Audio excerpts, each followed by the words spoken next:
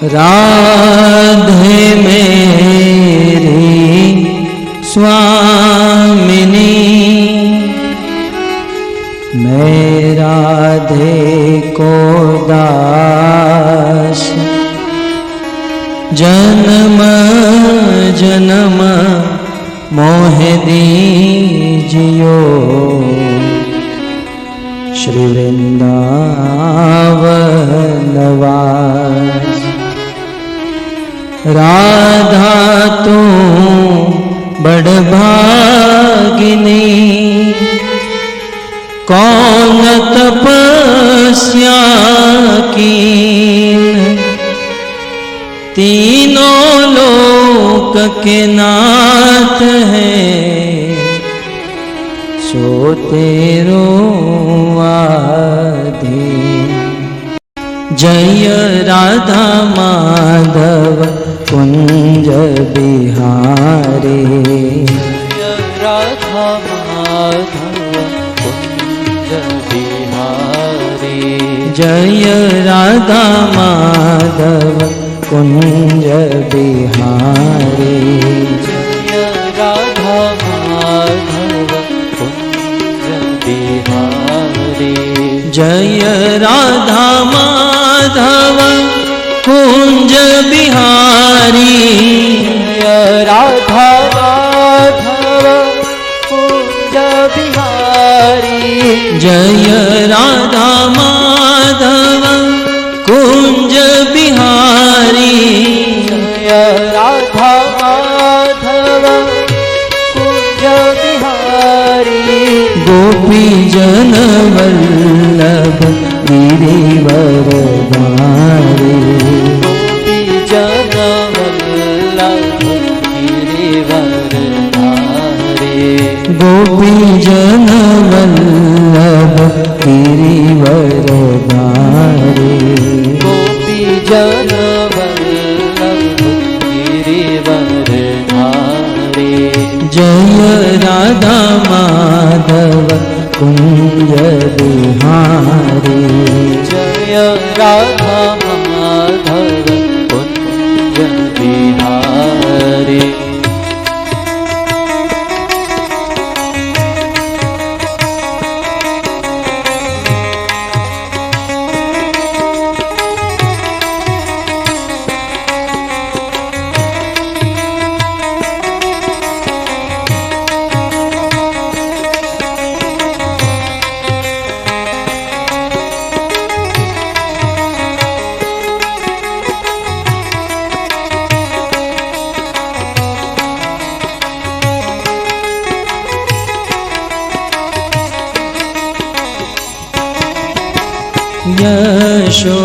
यशोदानंदन व्रज जन रंजन,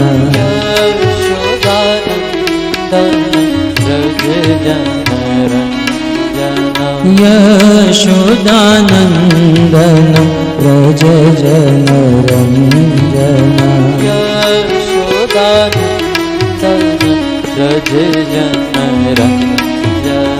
यशोदानंदन व्रज जन रंजन,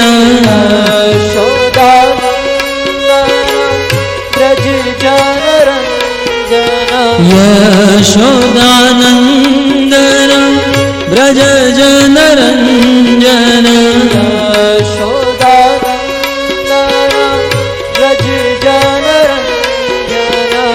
यमुना तीर वनचारी,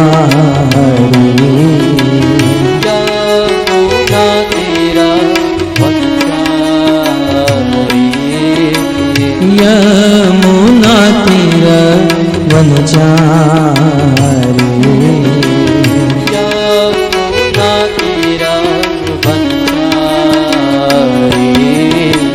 जय राधा माधव कुंज बिहारी, जय राधा माधव कुंज बिहारी।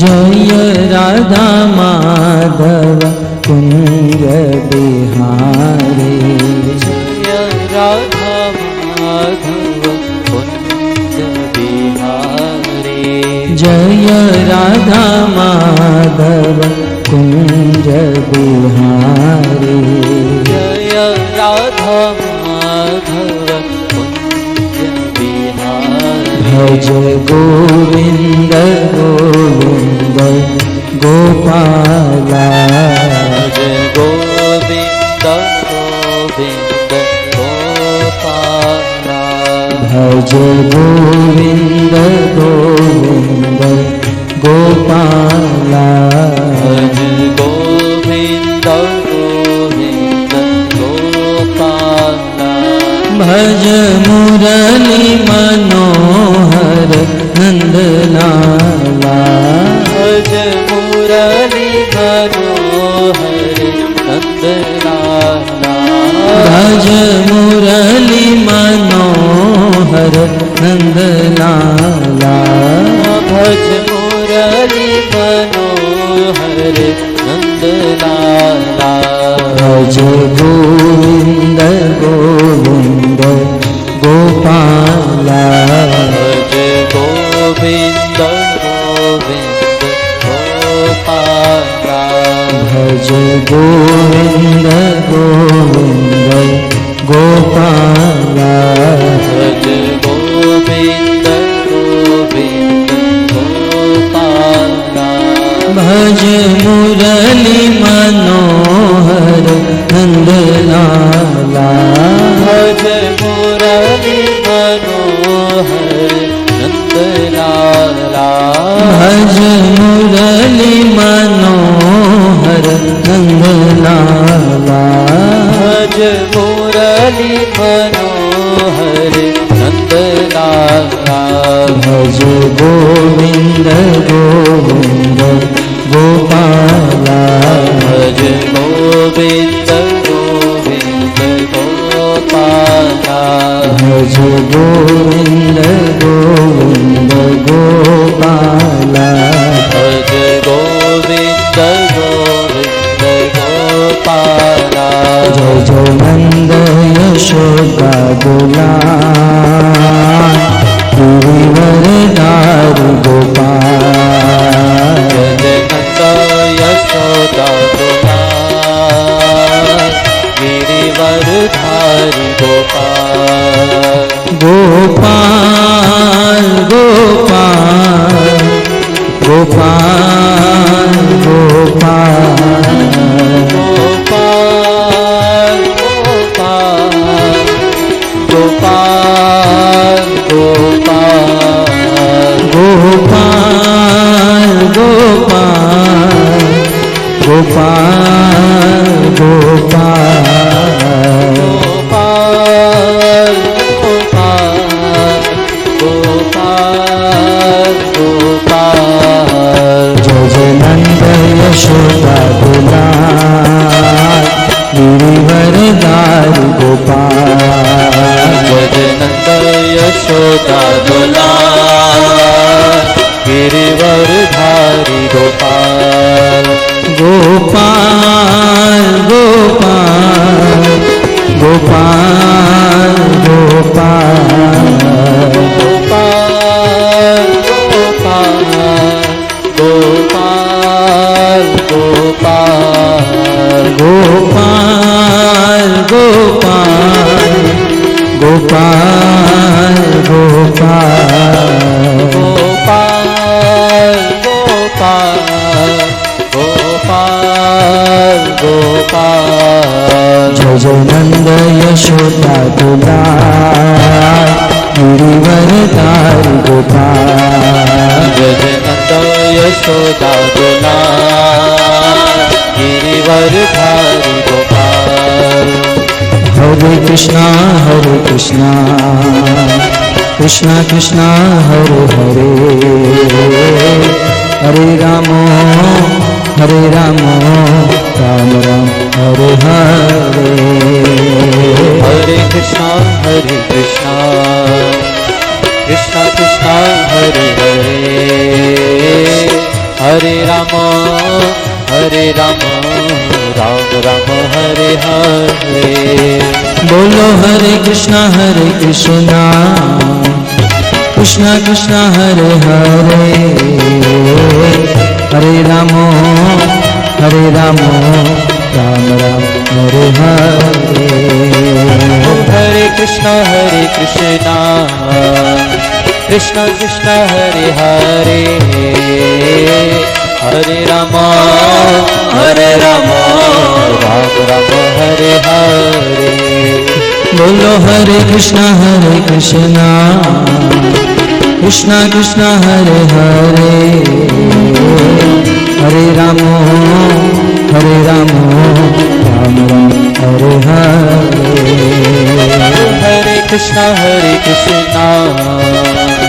कृष्णा हरे हरे, हरे राम राम राम हरे हरे। हाँ हरे कृष्णा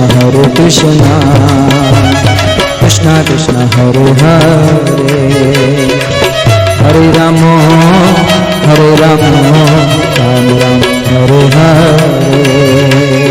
हरे कृष्णा कृष्णा हरे हरे, हरे राम राम राम हरे हरे। हरे कृष्णा कृष्णा हरे हरे, हरे राम राम राम हरे हरे। हरे कृष्णा कृष्णा हरे हरे, हरे राम राम राम हरे हरे। नाम महाधन है अपनो, नहीं दूसरी संपत्ति और कमाने। नाम महाधन है अपनो, नहीं दूसरी संपत्ति और कमानी। छोड़ यटा जग की, हमको कुटिया ब्रजमाही बनानी। हमको कुटिया ब्रजमाही बनानी।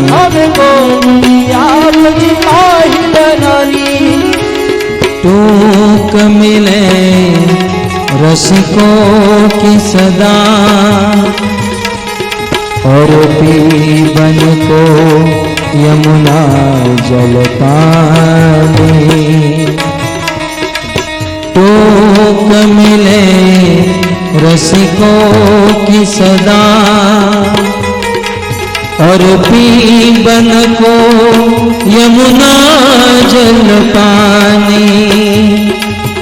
हमें औरन की परवाह नहीं, अपनी ठाकुरानी श्रीराधि करानी। अपनी ठाकुरानी श्रीराधि करानी। अपनी ठाकुरानी श्रीराधि करानी। राधा दामोदर राधे, राधा दामोदर राधे। राधा दामोदर राधे। राधा दामोदर राधा दामोदर राधे। राधा दामोदर राधे।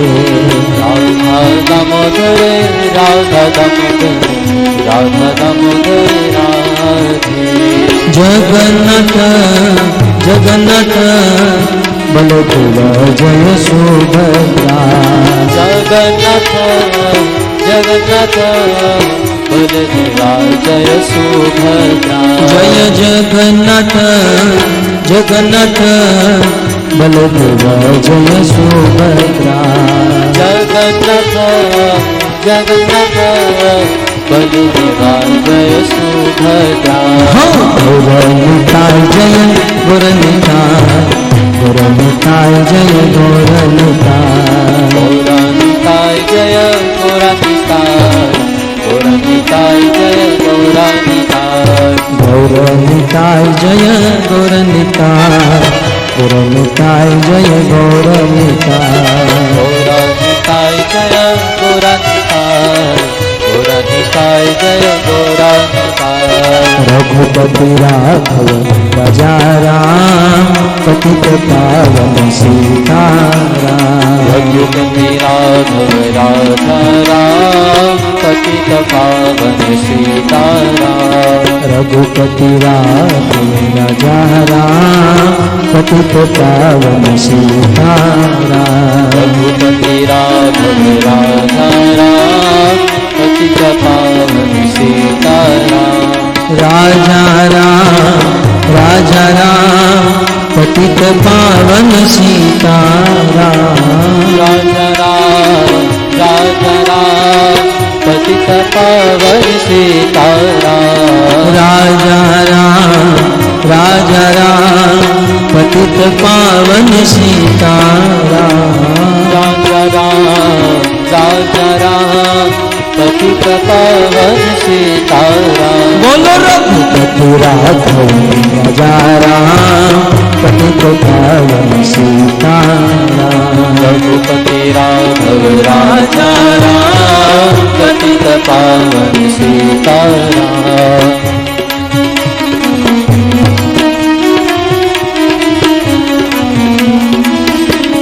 प्रभुपद शिल प्रभुपद प्रभुपद शिल प्रभुपद प्रभुपद शिल प्रभुपद प्रभुपद शिल प्रभुपद प्रभुपद प्रभुपद प्रभुपद शिल प्रभुपद प्रभुपद प्रभुपद प्रभुपद शिल प्रभुपद जय जय प्रभुपाद प्रभुपाद प्रभुपाद प्रभुपाद जय जय प्रभुपाद प्रभुपाद प्रभुपाद प्रभुपाद निताय गौर हरि बोल हरि बोल हरि बोल हरि बोल जय गौर हरि बोल हरि बोल हरि बोल हरि बोल यु धर्म हरिनाम संकीर्तन की ग्रंथराज श्रीमद् भागवतम महापुराण की श्रील प्रभुपाद की निताय गौर प्रेमानंदे हरि हरि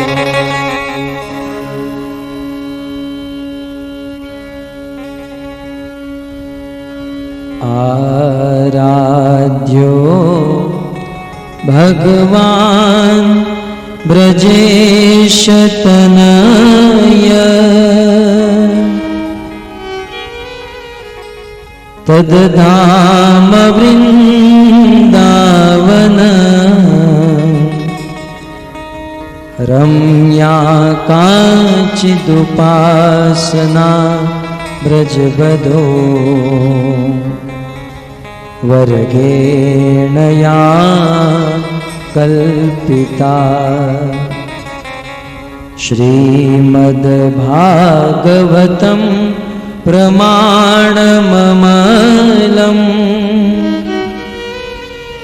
प्रेमापुमर्थो महान् श्रीचैतन्य महाप्रभो मतमिदम् तत्रादरो नः पर श्रीचैतन्य महाप्रभो मतमिदम्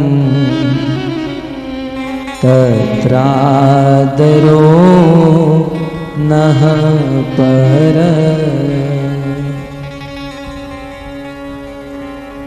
वंशी विभूषितकरा नवनीरदाभा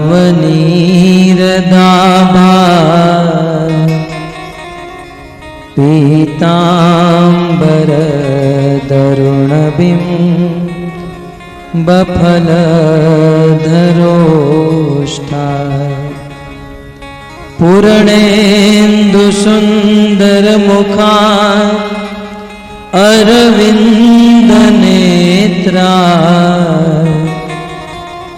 कृष्णात् परं किमपि तत्व अहं न जाने। योऽन्तः प्रविश्य मम वाचमिमां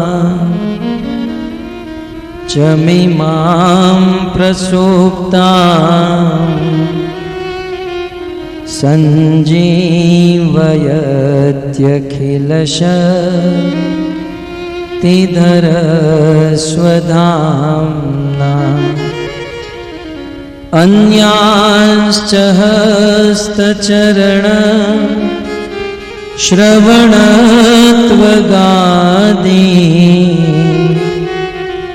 प्राणान्नमो भगवते पुरुषाय तुभ्यम्। करारविन्दे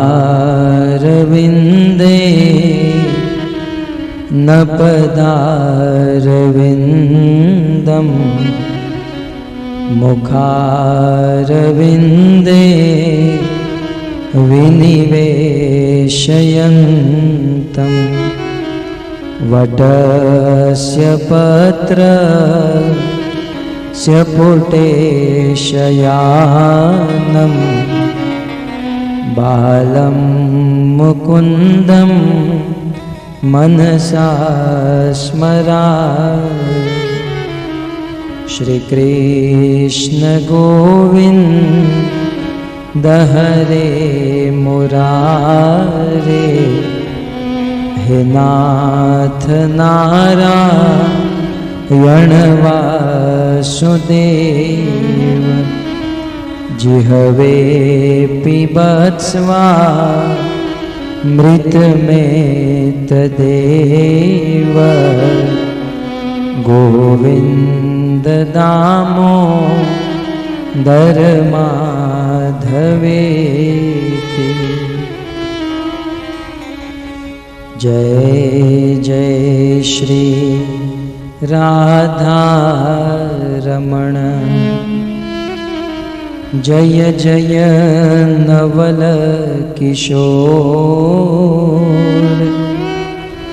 जय गोपी चित चोर प्रभो। जय जय माखन चोर। श्री कृष्णचंद्र भगवान की जय। श्रील प्रभुपाद की जय। हरे कृष्णा कृष्णा कृष्णा हरे हरे, हरे राम राम राम।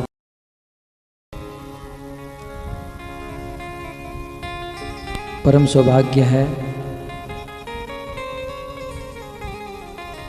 आज श्रीमद् भागवत कथा प्रारंभ होने जा रही है। इस भागवत कथा का आज प्रथम दिन है।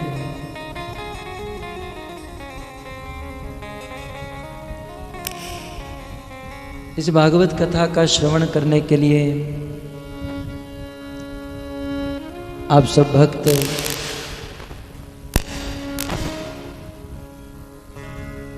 यहाँ पर उपस्थित हुए हो। जैसे भागीरथी गंगा के तट पर श्री सुखदेव गोस्वामी श्रीमद् भागवत कथा सुनाने जा रहे थे। श्री सूत गोस्वामी कहते हैं तत्रोपजगमुम भुवनम पुनाना। उस समय उस गंगा के तट पर भागवत कथा को श्रवण करने के लिए इस भूमंडल को पवित्र करने वाले अनेकों ऋषि मुनि गण वहां पर एकत्रित हुए। भागवत सुनाने वाले मात्र 16 साल के सुखदेव गोस्वामी थे, परंतु यह जो ऋषि मुनि गण आए थे वह दीर्घ आयु थे। कुछ ऋषि मुनि 100 साल के, 1000 साल के, 10,000 साल के, अनेकों वरिष्ठ ऋषि मुनि गण भगवत कथा श्रवण करने हेतु, भागवत श्रवण करने हेतु वहां पर उपस्थित हुए। प्रश्न उठाया गया, क्या ये ऋषि मुनि अपवित्र थे, पापी थे? कहते नहीं नहीं, ये तो भुवन को पवित्र करने वाले थे, त्रिभुवन को पवित्र करने वाले ऋषि मुनि, क्योंकि भगवान के प्रति उनका प्रेम है, भाव है, अतः कथा श्रवण करने के लिए एकत्रित हुए। आज जब यहां भागवत कथा प्रारंभ होने जा रही है, मुंबई से आए मात्र 1-1.5 घंटे हुए हैं, परंतु यहां पर आप सब भक्तों को भागवत कथा श्रवण करने के लिए यहां उपस्थित देखकर हृदय में बड़ी प्रसन्नता हो रही है। आज विक्रम संवत 2071 फाल्गुन मास कृष्ण पक्ष अष्टमी तिथि शनिवार, परम पवित्र दिन श्री चैतन्य महाप्रभु के परम पार्षद श्रीवास पंडित का आविर्भाव दिन है। ऐसे पवित्र संत के आविर्भाव की तिथि के अवसर में श्रीमद् भागवत कथा का प्रारंभ ये एक सफलता की निशानी है। श्रीवास पंडित श्री चैतन्य महाप्रभु के अंतरंग पार्षद थे। कविराज गोस्वामी श्रीवास पंडित का परिचय देते हुए कहते हैं, श्रीवास पंडित अत्यंत पुण्यवान थे। श्रीवास पंडित के अंदर पुण्य का पुंज भरा हुआ था। कारण श्रीवास पंडित बहुत बड़े धन्य थे, धनी थे, क्योंकि श्रीवास पंडित के घर पर श्री चैतन्य महाप्रभु कीर्तन किया करते थे। इस संसार में उस गृहस्थ व्यक्ति का जीवन धन्य है जिस गृहस्थी के घर पर भगवत कथा या भगवत कीर्तन होता हो।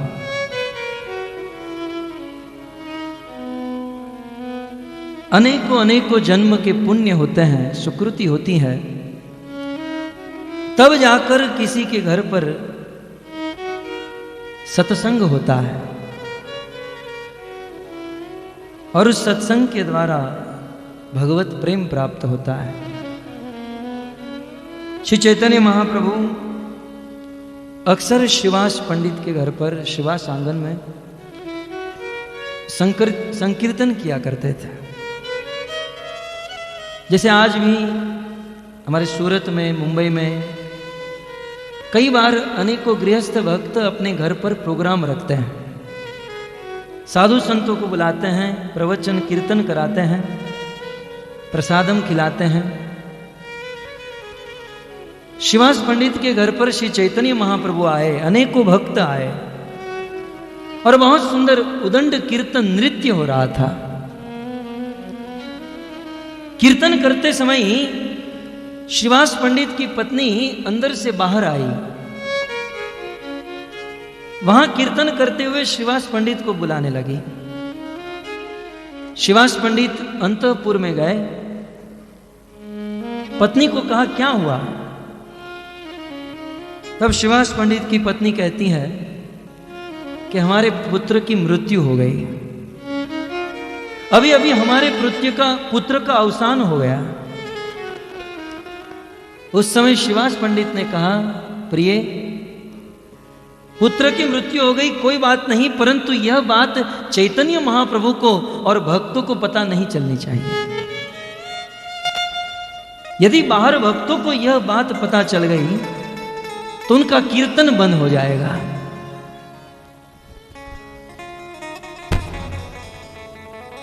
तो बहुत सुंदर कीर्तन चल रहा था और कीर्तन करते हुए अंतर्यामी श्री चैतन्य महाप्रभु के मन में हुआ कि कुछ गड़बड़ है। चैतन्य महाप्रभु कहने लगे, अचानक कीर्तन में कुछ आनंद नहीं आ रहा है। शिवास को बुलाए, शिवास बताओ तुम्हारे घर पर क्या हुआ है? बोले प्रभु कुछ नहीं हुआ, आप कीर्तन कीजिए। नहीं कुछ तो हुआ है, बताओ क्या हुआ है? बार बार निवेदन करने पर भी उस घर के मालिक शिवास ने अपनी बात नहीं बताई। जब चैतन्य महाप्रभु ने बाध्य कर दिया तब श्रीवास ने कहा, प्रभु कुछ नहीं हुआ, मेरे बेटे की मृत्यु हो गई है। बोले श्रीवास तुम्हारे बेटे की मृत्यु हो गई और आप हमें बता नहीं रहे हो? महाप्रभु अंदर गए और मरे हुए पुत्र की लाश को देखे। भक्त के साथ महाप्रभु अंदर प्रवेश किए और उस मृतक पुत्र को देखकर महाप्रभु के हृदय में दुख हुआ, कष्ट हुआ। और महाप्रभु ने यह देखा कि ये श्रीवास कितने बड़े भक्त हैं कि आज उनके घर पर आए हुए भक्तों का कथा कीर्तन बंद न हो जाए, इसलिए अपने मरे हुए पुत्र के विषय में भी नहीं बता रहे हैं। साक्षात भगवान है श्री चैतन्य महाप्रभु।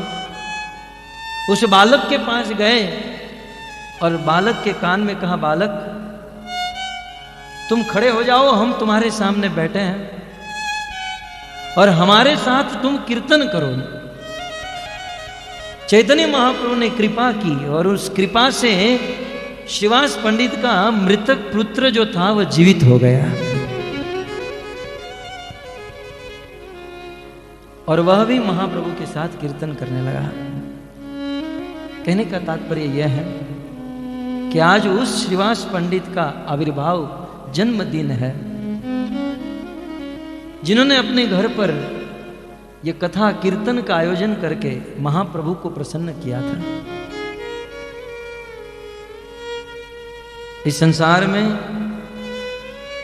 जो व्यक्ति श्रीमद् भागवत या भगवत कीर्तन का लाभ प्रदान करता है, भगवान सदैव उन पर प्रसन्न रहते हैं। भगवान की प्रेयसी गोपियां भी कहती हैं, भुवि गृणंति ते भूरि दाजना। इस संसार में सबसे बड़ा दान, इस संसार में किसी भी जीव को सबसे बड़ा सहयोग यदि कोई है तो वह है भगवत कथा प्रदान करना, भगवत कथा का दान करने के लिए मदद करना, आयोजन करना, यह सबसे बड़ा दान है। मैं हृदय से श्याम सुंदर प्रभु का आभारी हूं, जो हमारे प्रिय मित्र हैं, स्नेही हैं, हमारे सुहृद हैं, साख्य भाव रखते हैं, परंतु सदैव उनकी ये इच्छा रहती है कि लाल गोविंद प्रभु यहां पर आए और कुछ प्रवचन करें।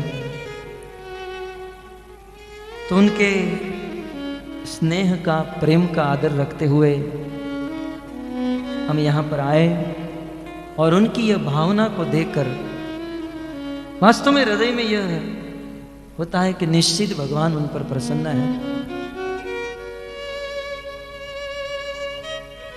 श्याम सुंदर प्रभु की इच्छा थी, प्रभु जी आप भगवान श्री कृष्ण की बाल लीला सुनाइए।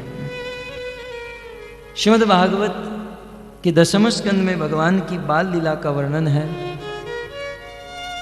वैसे तो यह दशम स्कंद परमहंसों की लीला है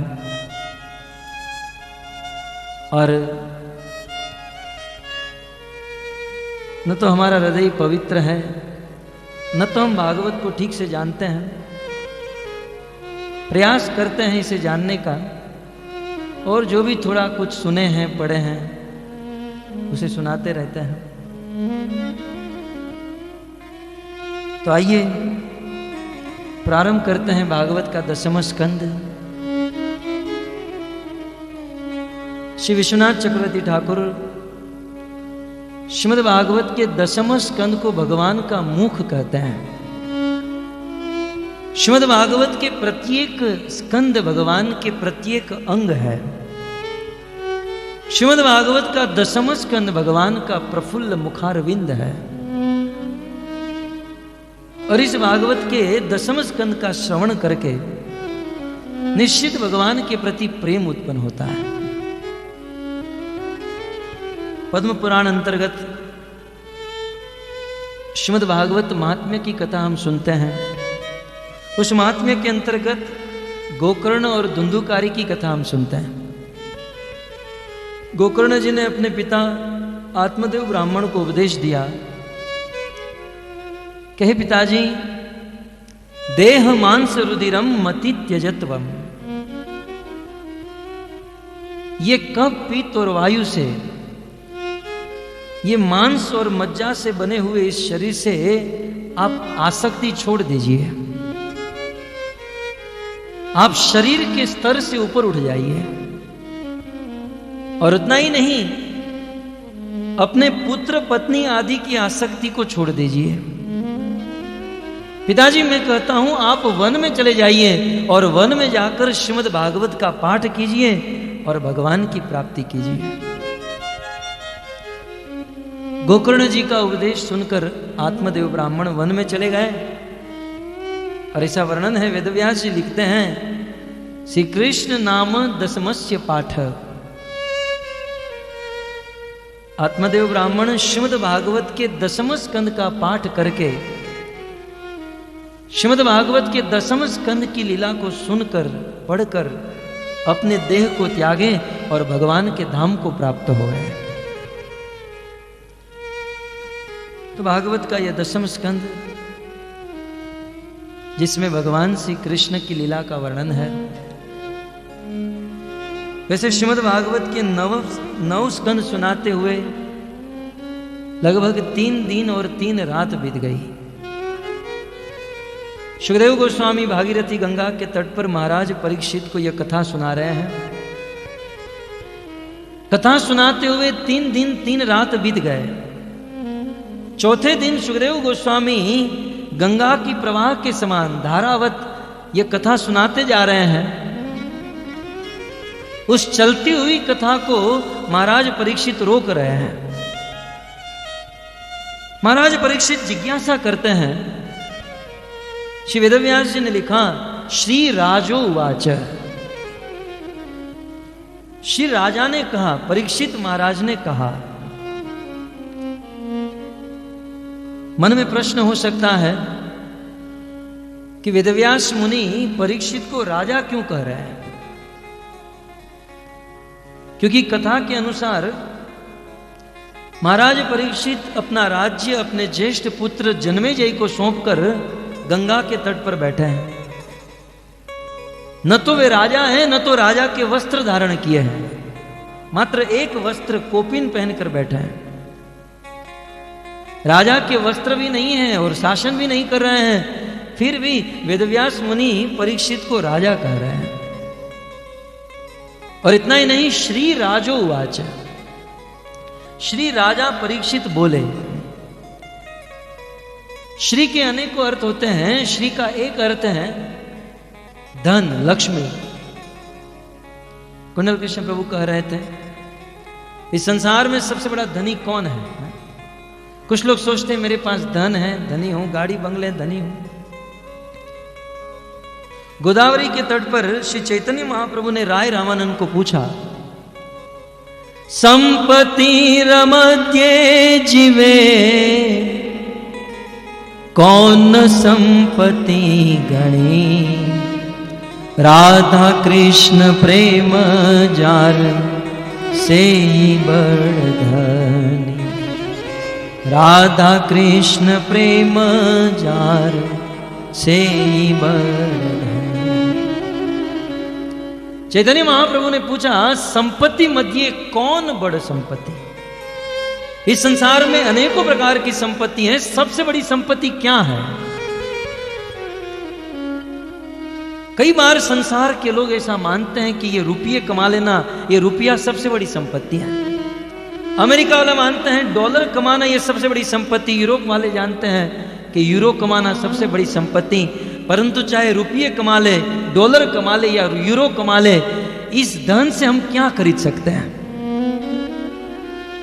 संसार के धन से मात्र संसार की वस्तु खरीद सकते हैं, और वह संसार की वस्तु अनित्य है, नाशवंत है।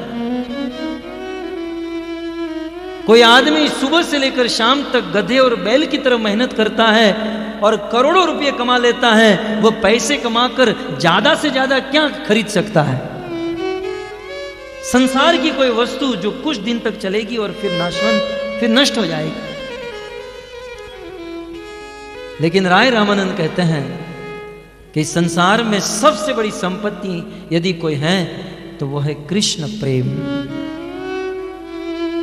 क्योंकि यह प्रेम रूपी संपत्ति जो है, एक बार भागवत सुनकर, भगवान का नाम लेकर भगवान के प्रति प्रेम उत्पन्न हो गया, तो उस प्रेम के द्वारा लक्ष्मी के नाथ साक्षात भगवान को ही खरीदा जा सकता है। संसार में कितनी हूं मेहनत करे, संसार की संपत्ति से भगवान तो दूर की चीजें हैं, संसार की भौतिक वस्तु भी नहीं खरीद सकते हैं। परंतु यदि भगवान के प्रति प्रेम उत्पन्न हो गया तो साक्षात भगवान को वश में कर सकते हैं। तो सबसे बड़ी संपत्ति है भगवत प्रेम, भगवत भक्ति। ये भक्ति सबसे बड़ी संपत्ति है। और इसलिए चैतन्य महाप्रभु ने भी कहा, ब्रह्मांड भ्रमिते कौन भाग्यवान जीव। इस संसार में सबसे बड़ा भाग्यशाली व्यक्ति वो है जिसके हृदय में भक्ति का बीज प्राप्त हो चुका है, जिसके जीवन में भक्ति मिल गई है, वह सबसे बड़ा भाग्यशाली है।